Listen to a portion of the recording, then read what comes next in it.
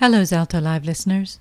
Before we get started, we wanted to let you know that more teachings from Zen monk Claude AnShin Thomas are available in his 2 books, At Hell's Gate, A Soldier's Journey from War to Peace, and Bringing Meditation to Life, 108 Teachings on the Path of Zen Practice.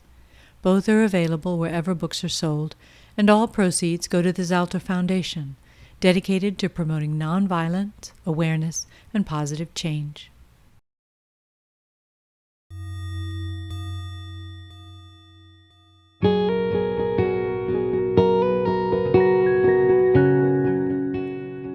Hello and welcome to Zalto Live, the podcast featuring Zen Buddhist Monk Claude AnShin Thomas, who will share with you his life experiences that includes not only military combat, personal violence, and addiction, but also healing, transformation, and the ongoing joy of everyday life.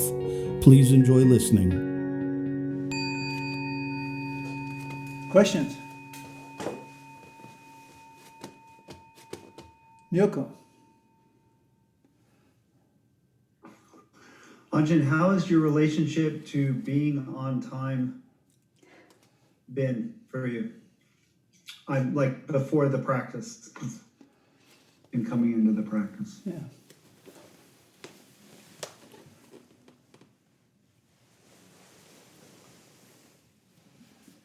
I'm waiting for Kenshin here. She's tweaking the system. I went through different phases, I would say. In the military, there was no question. In high school, there was no question about being on time. My father was a school teacher in the school where I went. So it was I was just always on time until my senior year. Then I got lazy. You know, it was kind of like, I was already heading down a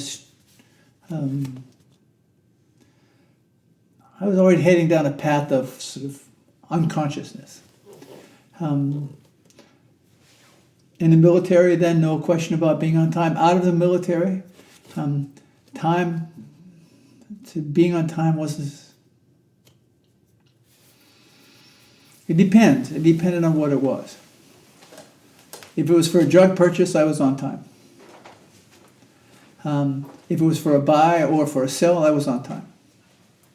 But anything else, it was sort of, sometimes I made it, sometimes I didn't make it.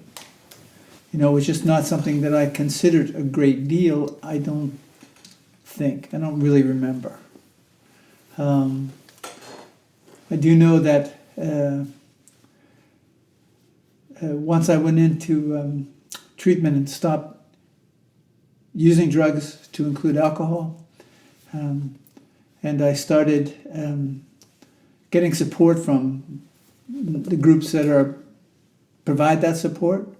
One of the deals was you show up early, you stay late.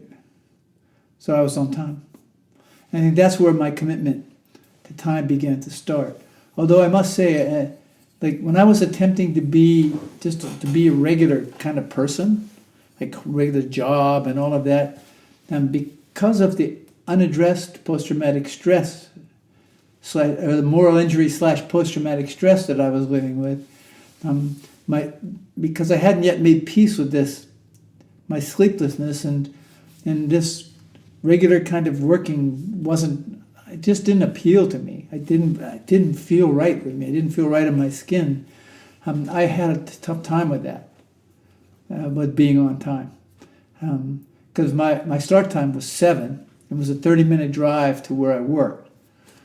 So that meant like a 5:30 wake up, and sometimes I wasn't getting back home until like 4:30, or if I was home, I wasn't able to get even close to getting some rest. Sometimes what I would do is I had a van at the time, I would just drive my van to work, I'd sleep in my van, so that I could be there on time. But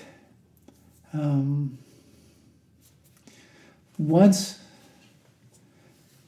that at a certain point, I just understood. I think it was in the monastery where I lived, and as I continued to this sort of waking up after waking up from how my life had been distorted by my drug and alcohol use and by my unaddressed issues around my combat service. Once I began to wake up around that, being on time became really important to me, because being on time, like if you invite me to something, it's important for me to be there when you ask me to be there. It's a sign of respect to you, to respect myself and respect to you. So yes, those things became increasingly more important to me. Question? Yes, Genry. If you have a question behind me, you can just raise your hand. I can see it on the screen. Do you remember the first retreat that you facilitated? And if so, how did it go? Could you share some? Yeah. I don't actually remember. I mean, I have vague memories of some early retreats, and they would be like with one or two people. And how they went, it's like it's never been an issue for me. Like, how did the retreat go? I have it's like I don't have really any idea, because I do what I do. I offer what I offer, and some people gravitate to that and some don't. I know that in the early stages of my doing this, it was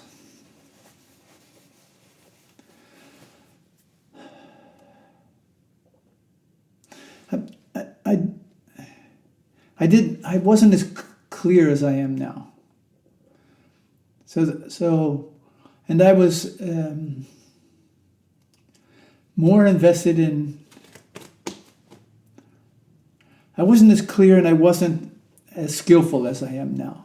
That's developed over time, with experience, and because I wanted to develop. I wanted to become more skillful at the craft of facilitating a retreat. I know in the beginning I was probably quite insecure and frightened, or insecure and nervous, but I did it anyway and didn't tell anybody any of that. And there are still times today when, in front of a retreat or in front of a talk, I can get some anxiety, but not too often. So no, I don't really remember. I mean, I've been doing this for really a long time. I was facilitating retreat-like events with veterans before I was ordained. So, yes. Questions? Myo-Zen.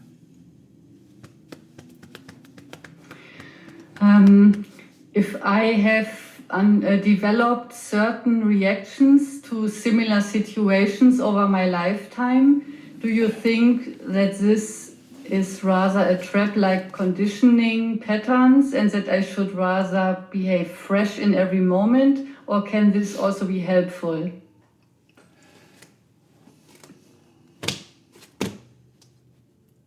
No should.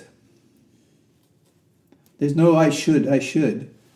What did I hear? I heard somebody say, you have to stop shoulding on yourself. So I would say that each moment needs to be greeted freshly. And however, my life experience serves me as I experience each moment. I mean, each encounter is like it is. My life experience helps me in engaging with certain situations.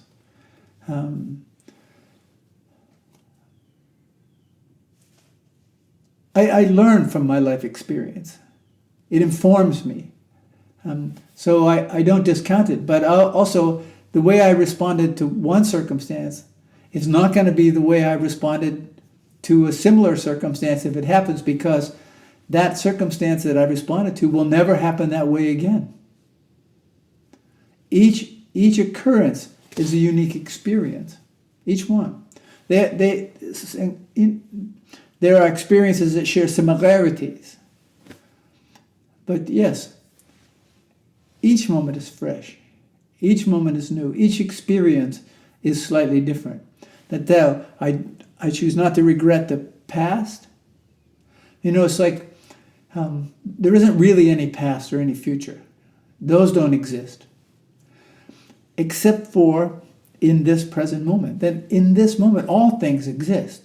So how does my past experiences inform me?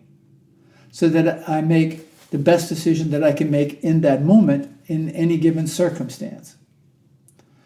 However, I watch then, when I make these, I just do it. I'm a person of action. I just do things. And when I do, like in a particular circumstances, I do something, and then I observe how it worked. I observe the reactions. I observe the reactions to my decisions, and then I see how then through that process I learn how to. It informs me about how to respond to similar kinds of circumstances. It informs me about how I'm conditioned to respond and how that doesn't serve me well, and how, I'll like that. I'll just leave it there. I'm rambling now. Questions? Yes. So I'm dealing a lot with fear. So, do I let go of fear, or does fear let go of me? Neither. Yes. What is it? I just wrote something. Fear is something about. Fear is not a really. Fear is a something or other teacher. Now, fear is important. It can give me information. What I needed to learn to do was not attempt to push my fear away and not allow it to decide for me. I had to learn how to have an active, conscious relation with my fear. And not wanting it or allowing it to control me doesn't enable me to do that. So I need to learn how to have fear and not reject it nor wish to be over it or away from it, and also not let it run my life, but to pay attention to it. Because there's information for me in there somewhere. And that's at the root of this practice. Zen practice is about waking up. It's not about, it's just about waking up. So it's waking up to the reality of fear as I experience it, so that it can inform me rather than me formulating ideas about how I'm supposed to deal with that fear. Question. First MJ and then Kelby. Can you say more about moral injury? Examples, how a person knows that they have one? Well, moral injury is simply defined as the betrayal of what's right by people in positions of power. So how that manifests itself in an individual is particular to that individual. So looking for a definition or looking for a standard path, okay, this is what moral injury is, and this is how it shows itself, is an exercise in futility in a way. I mean, it's information, but it's only intellectual information. How does it apply in my life? Where does it fit? Where doesn't fit? I see most people get into trouble when they take a concept and they attempt to get their life to conform to that concept. And that really doesn't facilitate healing. I have to go, moral injury is the betrayal of what is right by people in positions of power. And then just sort of sit with that and say, okay, so how am I affected by this? How does moral injury show itself in my life? And be open to whatever might arrive in that moment, what might arrive through that process, not that moment, but that process. But see, that's, again, I always come back to an active meditation practice. An active meditation practice. A lot of people sit expecting to get over their fear. or they sit to sort of suddenly become completely, totally aware of what moral injury is in their life, or they sit for all these sorts of reasons, and because of that, they're not really sitting. They're sitting looking for something, and until we can sit just to sit and see what shows itself to us through that process, and until we can carry that sitting into everything we do all of the time, stop attempting to force life to conform to our ideas of it, then the practice of meditation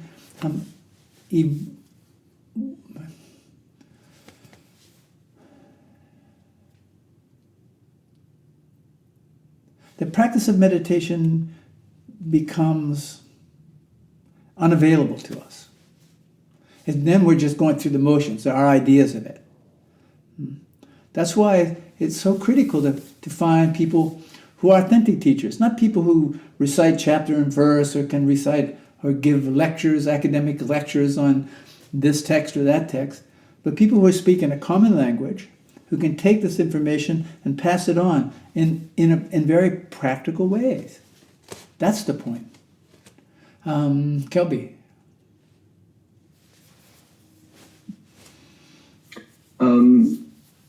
Would you be able to share a personal experience about recognizing a fear in a way, your relationship to a fear and how it served you? I'm not sure if that was clear. Well, so fear and how it served me. I think you meant your relationship with the fear served you. Say it again. The relationship with the fear. You mentioned having a relationship with the fear. Well, I can't do anything else but have a relation with my fear. I mean, either that, if I don't have a relation with my fear, then I'm attempting to repress it and pretend I don't have it, or it's running my life. And so a relationship with my fear is important. So when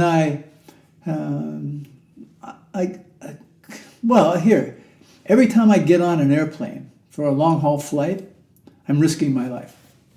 Every time. I've had an embolism in the past, both lungs. So I'm vulnerable to have another embolism.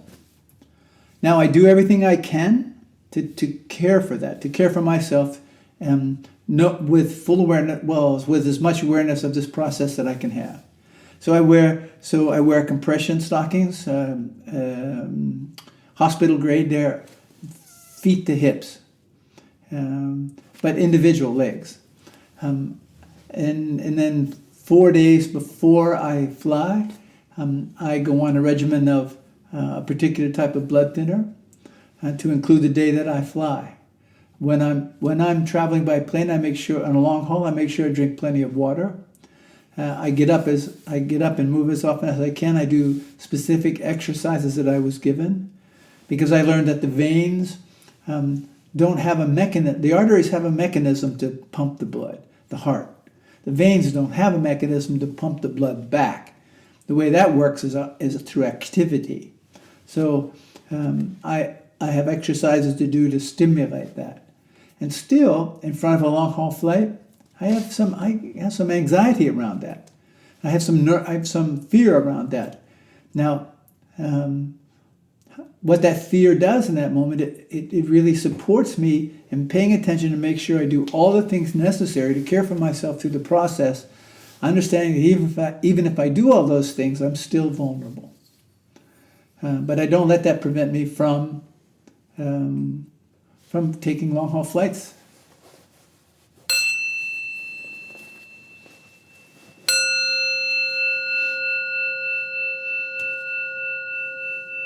Question?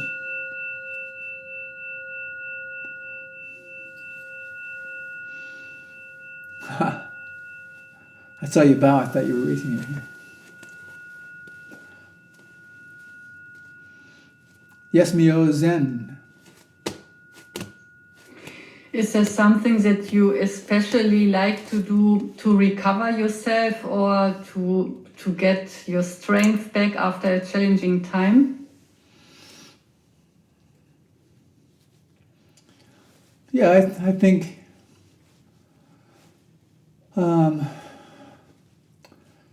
4 liters of vanilla ice cream,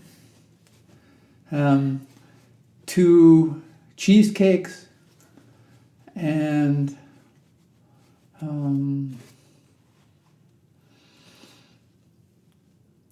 6 containers of vanilla pudding. No, actually, I don't. I just let it run its course. You know, it's traveling this way from Europe back here. The transition is somehow different. It's different. I want to say easier, but I don't know if that's true. It's just different.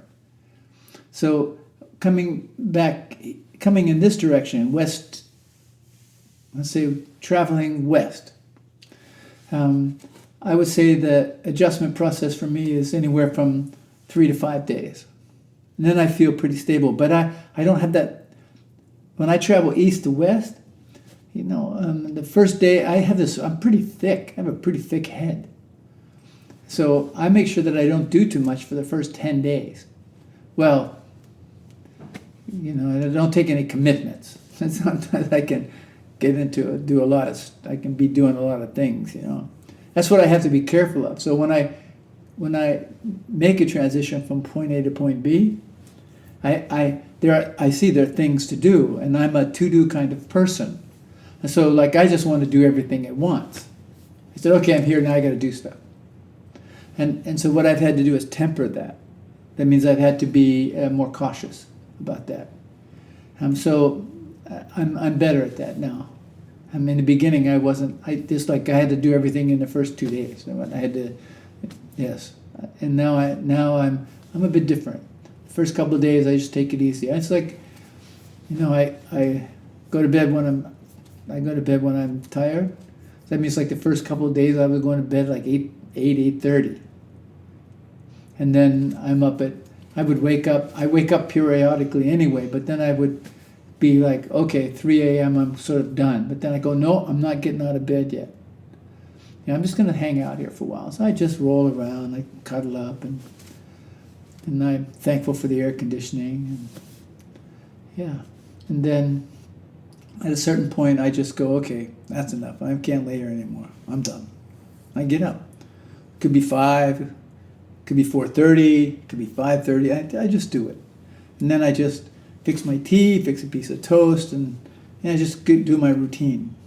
I just get into my routine. Yeah, took me a while. Takes me a while generally. So because in Europe I'm in a particular routine. I come here and that routine is shifted because things are in different places, and so I have to learn my way. I have to sort of reacclimate myself. Like yesterday morning, I here. I make a pot of tea. And then I have 1 cup that in the morning, and what's left in the pot, I pour in another cup and put it in the refrigerator. I have that at 6 p.m. But when I'm in Europe, I'll have a teapot, like the same. So I do a different routine. The cups are a little bit bigger, so I just make 1 cup of tea. And then yesterday morning, I just made my tea, and I went, oh, I made a cup, not a pot. So then I had to shift it around, and you know, it's just like part of the transition. Pay attention. There are certain things that in the first 3 days that I'm careful about, like driving, because I'm not so focused. I'm careful about that. Like I drove to the supermarket, to the Lebensmittel, and driving back. I was driving and I was taking a right-hand turn in front of an abandoned cinema, and there's a little curb there. Now I had the truck, it sits high, and I started to drive up, I started to go over the curb. I cut it too short. I mean, it wouldn't have hurt anything, but Kenshin brought it to my attention. I went, oh, yes, okay, thanks, and backed off. And see, I just know I just need to be a little bit more slow and direct and pay attention. But I just give myself the chance to adjust. That's all. Questions?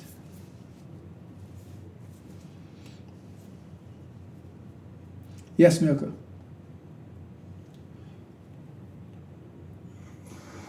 I'm curious if, Anshin, when you make a mistake, or how do you beat yourself up when you make a mistake, or what your process has been Yeah, generally with that. Generally today I don't.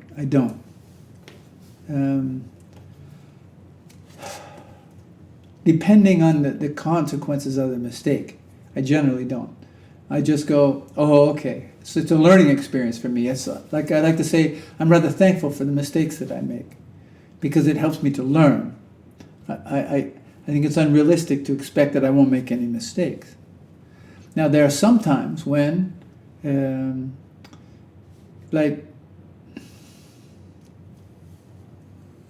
so adjusting to not having a full grip with my hand. There's a couple of times I've dropped things and broken some things, and that's just a bit disappointing to me. You know, it's like I don't like to do that. I don't like breaking stuff because I'm not of the mindset, well, you can just buy another one. I don't like thinking like that. I like really caring for the things that I have, and caring for things, caring for things with kindness, love, and respect, whatever that means to me. And so, but I don't beat myself up. Not anymore. There may have been a time when I did that, but not anymore. Questions? I saw also that's a benefit of practice. You know, to accept the fact that I'm of the nature to make mistakes. To expect that I won't make them is unrealistic. So once I accept that I'm of the nature to make mistakes, then when I make them, I don't sort of torture myself about that.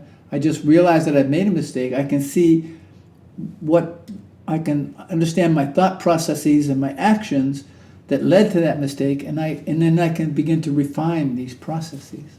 It's learning for me. The waking up. Question. Yes, Genrai. After you finish events or finish a lot of traveling with a lot of meeting people, do you take a specific time to reflect on it or let something sink in or think about it? Yes, after an intensive period, like I just went through, I don't take a specific time. I ain't gonna say, okay, I'm gonna reflect on this. I don't do that. But what happens is that the experiences of that particular time period will begin to show themselves to me, and also I go through this space after every really intense period where I've got a lot of meetings, a lot of commitments. I'm facilitating. I got a lot of responsibility. I'm facilitating retreats. I'm doing talks.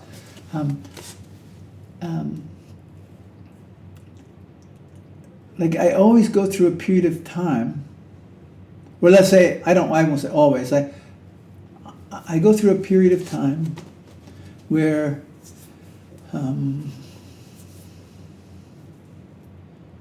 I feel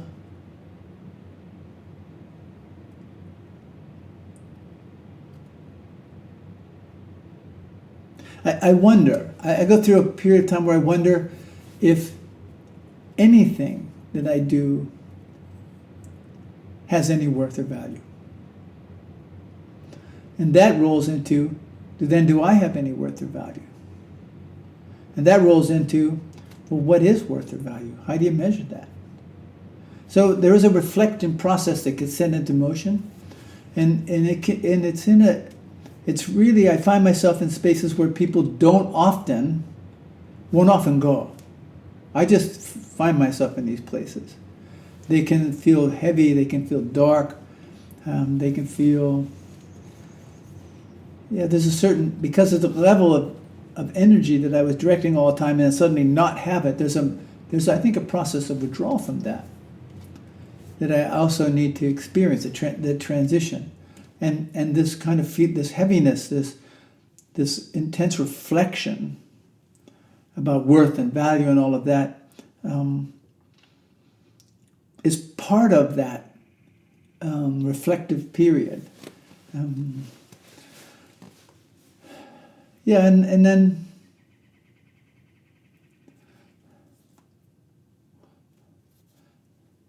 there's when I'm in this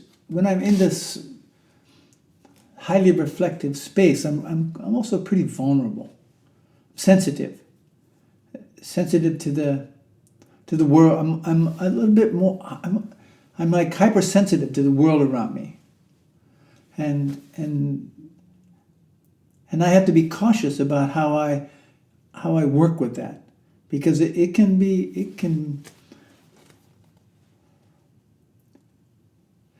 feel like an overwhelming weight.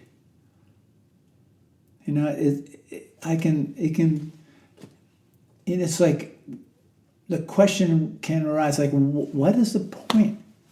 Really, what's the point? And then I generally reassure myself in those spots by saying, well, the point is the point.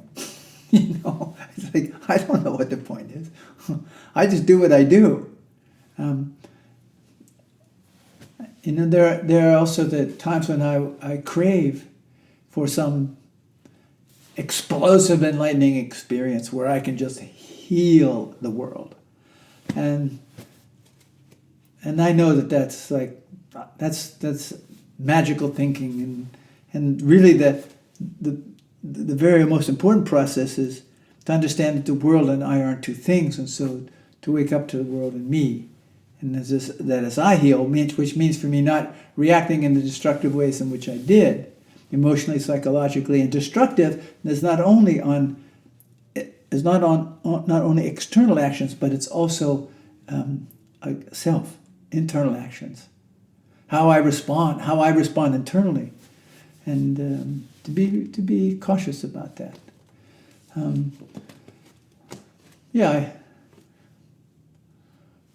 I did some small repairs. I cut some hedges and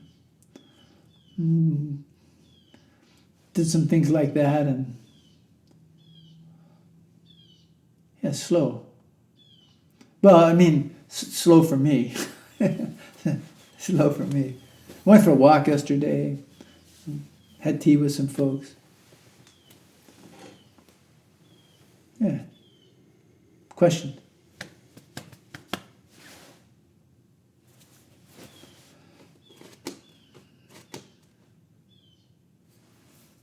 Yes, Kenshin.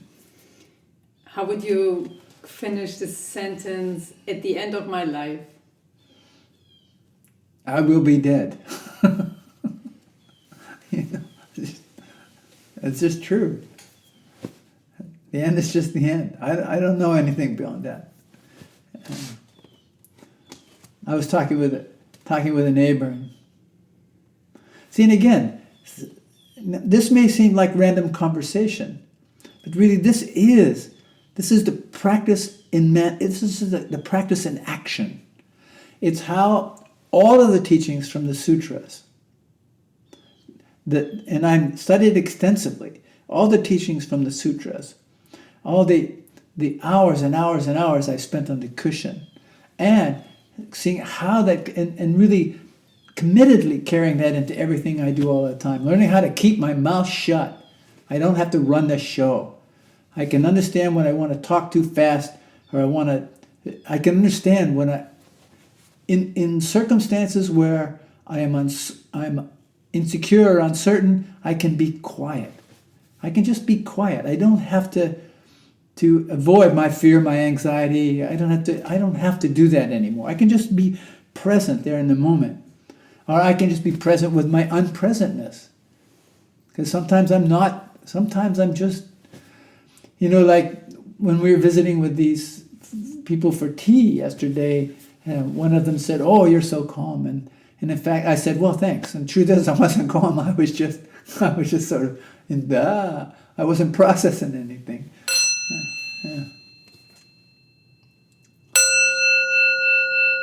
I was just quiet. Yeah. And that's it's good to just be quiet. Yeah. So yeah, at the end of it, and I tell you, that's something though that enters into my mind more frequently now.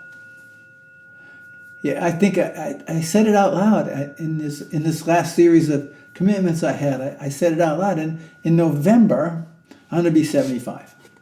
I went, really? 75? Wow, that's quite a number.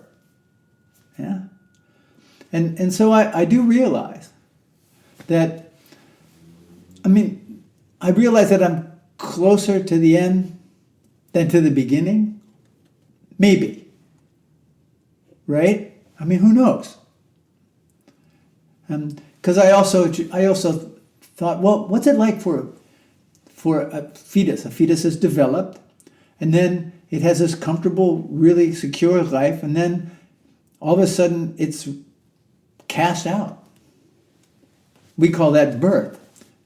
How does a fetus experience that? Yeah? Because for me, it's like, okay, this is the fetus's world, and all of a sudden it's sort of cast out of that world. It's just like death. And then it finds itself in this, and it's like, what's this? Yeah. So I don't have any formulaic ideas about what's next, what's at the end of this life. I don't have any formulaics about that. I don't need to, but I do have a measure of kind of pensiveness now, or reflectiveness about. I'm closer to the reality. Although the way I've lived my life, man, I've always been really close to the reality of dying. I mean, overdoses, the embolism, war, being shot, stabbed, blown up. I'm going to do a neurological exam here, and I had to fill out a paper, and they said, "Have you ever had any head injuries?" I went, "Well, yeah, I have." You know, head injuries in football, head injuries in athletics, head injuries in the military. I mean, I was blown up. Do I have what's referred to as traumatic brain injury? I don't think so, but you know, I don't have any clue about this stuff. I just put it down on paper. But when I put it down on paper, I go, wow, geez, that I'm still here is pretty amazing. I would like to continue, but I do know that this physical plant is changing. I know that. I do my best to keep it fit. I had an encounter with someone, MJ and Kenshin and I were on a walk yesterday, and I encountered someone at where we were walking who works at this place, and he was born in 1973, and he was putting me in his age group. So in his mind, he was putting me in his age group. And I said, no, I was born in 65. He kind of went, whoa. You know, he said, you hold your age well. But next to him, I felt young, man. But that it doesn't really mean anything. It can, like this, it can change. And I'm more sensitive to that fragility, and I'm for the most part sort of okay. So I gotta live. So it means I really need to live now, take care of right now. I don't have time to waste myself on petty, what I consider sort of petty things. Although some issues need to be addressed, so I address them. Yeah, I don't abandon my responsibilities in life, but I just kind of go, geez, really? That's a bit too short for some of this stuff. Time. You still have 10 minutes. Okay, last questions?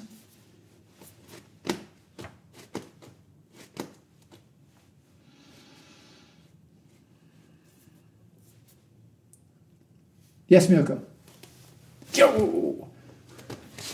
With what you were just sharing, do you think of what you might leave behind for Zachary?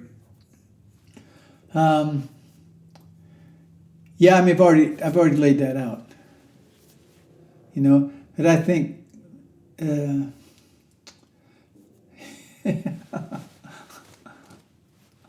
yeah, I mean, are you talking about stuff that I would leave behind for Zachary, or are you talking about what I'd leave behind for Zach?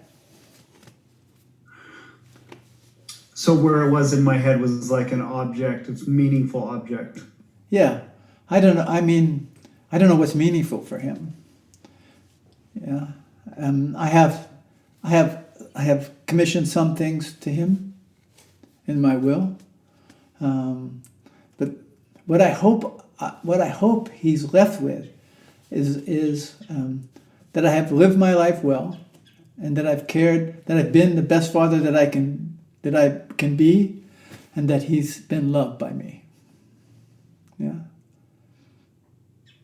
And that he knew that, and that somehow he knew that if he, that I was available to him. If he needed something, he could always call me.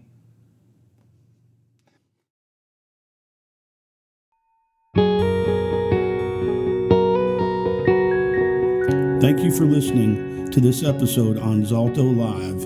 If you would like additional information, please look at the show notes or visit zalto.org.